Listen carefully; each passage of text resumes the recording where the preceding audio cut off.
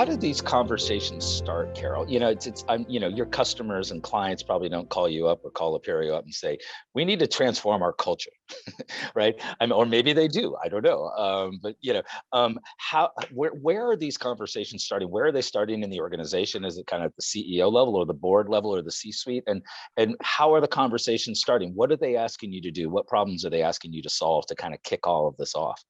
Well, it's a really good question. I would say if you had asked me that question in November of 2019, it would have been a very different answer because change management, it's an HR thing. We're not really sure we need it, et cetera. And then all of a sudden, March 2020 came along and, oh my goodness, we do need to change and change needs to happen fast. And how should we do this?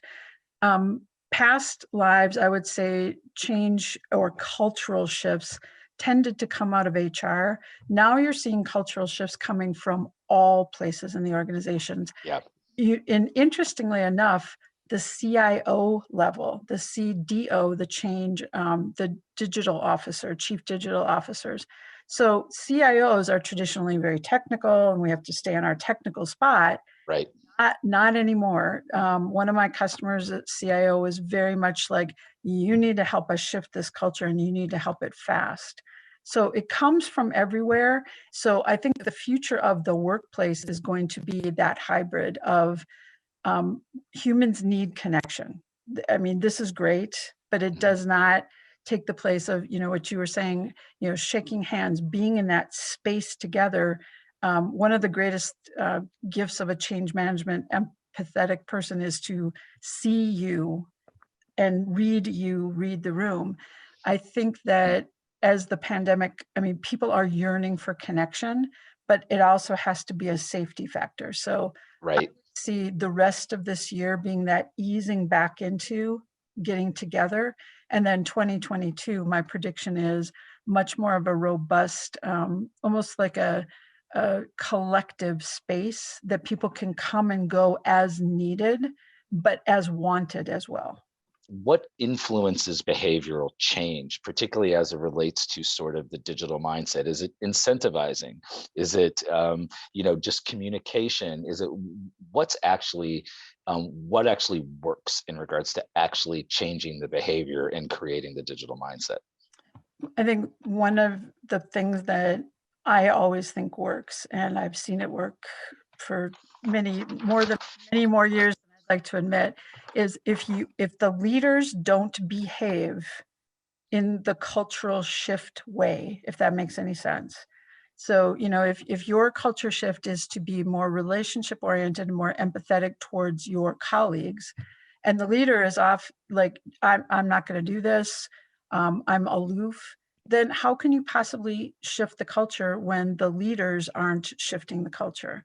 When a leader, and I'll come back to some of my implementation experience, anytime I've worked on a program that has had visible leadership, it has been successful.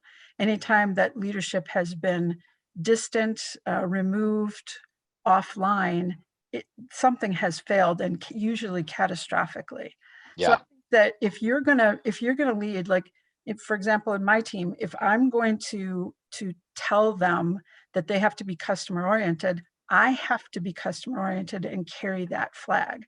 So when I go to a company and say, they're like, oh yeah, we really want to change. Well, do you really want to change? Because it's Right.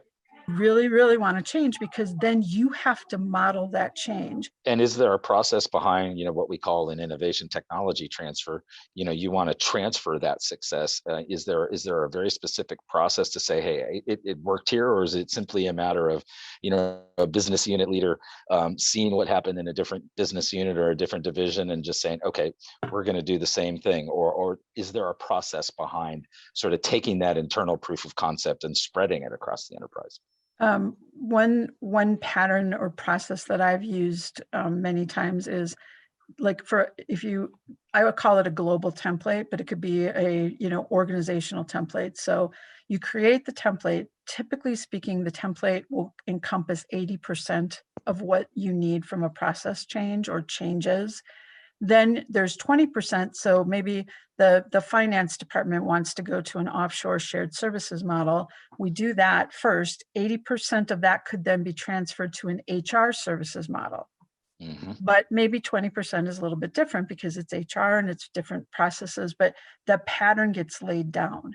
So process wise, I have the 80-20 rule of, if you can do it and then use it 80% of the time over again and do some, I don't want to say customizations, but some tweaks, Yeah. that to make a lot of good sense, especially when you're taking on a digital transformation. I would be looking for the graduates to the grandmas, which is a phrase that was coined during one of my most famous, I'll call it, proof of concept events. The fact that I'm looking for skill, experience, but experience is one thing, fresh ideas and innovation are something else. So I look for people that are maybe brand new to their careers because they bring a certain ability to see some of the technology innovations that somebody that's a little bit more advanced in their career. My personal team that I have, I literally have the graduates to the grandmas. I have quite a bit of diversity in my team, which I absolutely love because different people came in with different things. One of my team members was a sports agent, and now with a PhD in organizational change management. Another one of my team members is a educator of music to start. I mean, that was her original career. So my concept of a team, or what I am looking for and what I think that a CEO or a CIO should be looking for, is the choir.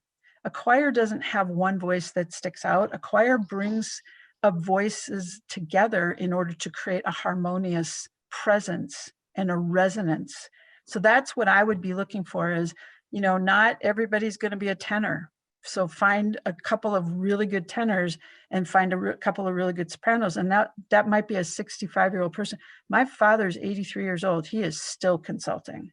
So look for where you need, and the need will come to you.